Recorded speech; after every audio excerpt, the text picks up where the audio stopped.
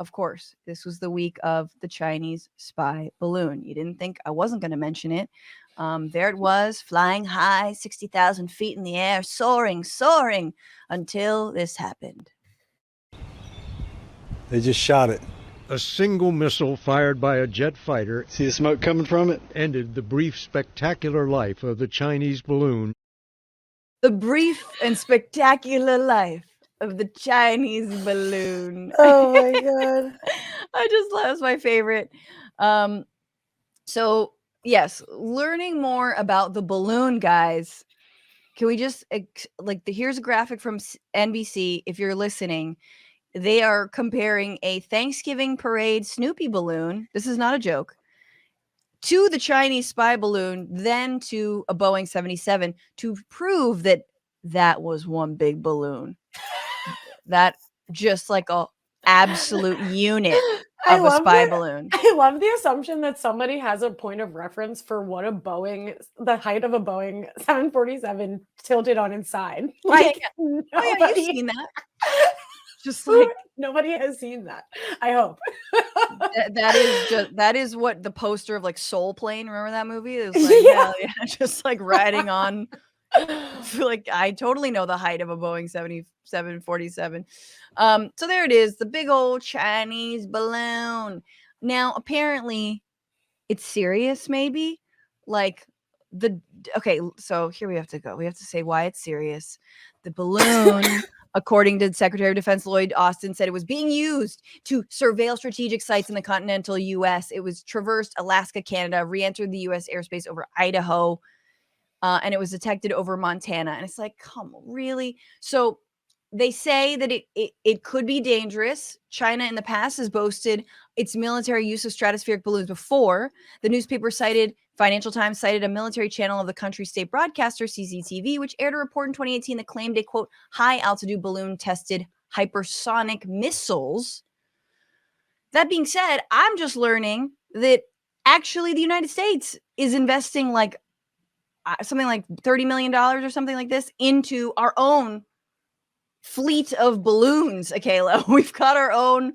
We're trying. There's what's been called a balloon gap between the United States and China, because that's how ridiculous our Cold War with China has become. And the greatest minds of our generation. Just float another balloon. So what? Here's the question. There's a game. Everybody in the comments, everybody listening, would you have popped this balloon as President Biden did? This is pop or not.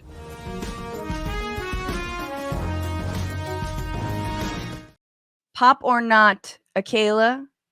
No, I would not have popped it. And I'll tell you why. Because this has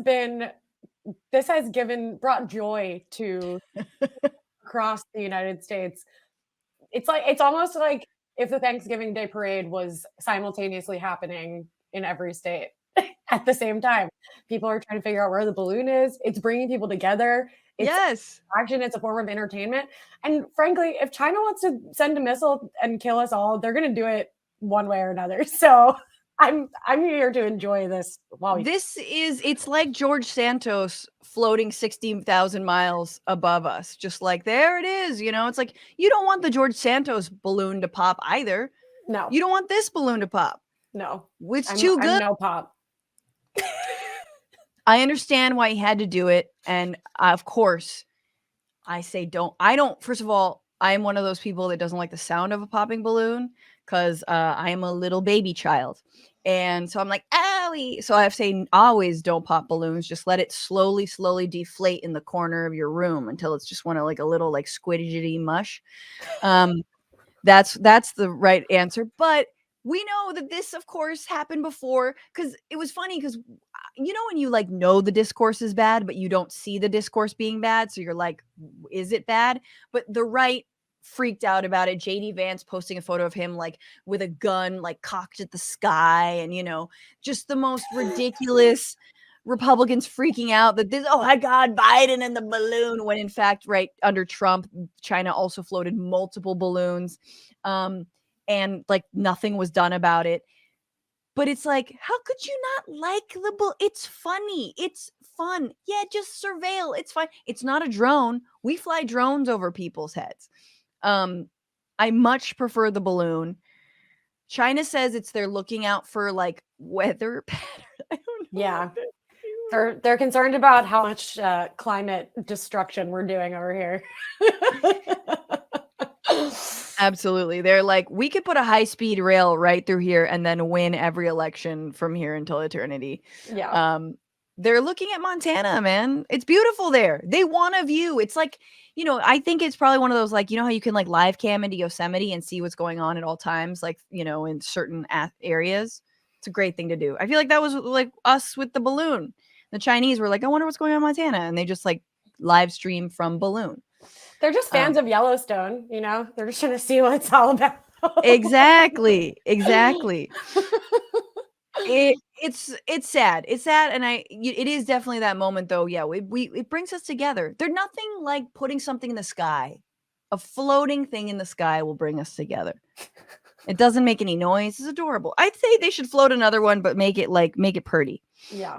But there you go. There's my take on the balloon. There's our take on the balloon. Oh well, we'll probably start World War III over a fucking balloon. That's definitely happening. Like, how did it begin? Well, there was a balloon. It all began with a balloon. I remember that day. We'll tell our grandchildren. What's going on, Frantifa? If you haven't already, subscribe to this channel right now. Hit that button. And also, you can become a patron and support the show every single week. Get access to bonus episodes and exclusive merchandise. Patreon.com/Bitchuation Room. Do it.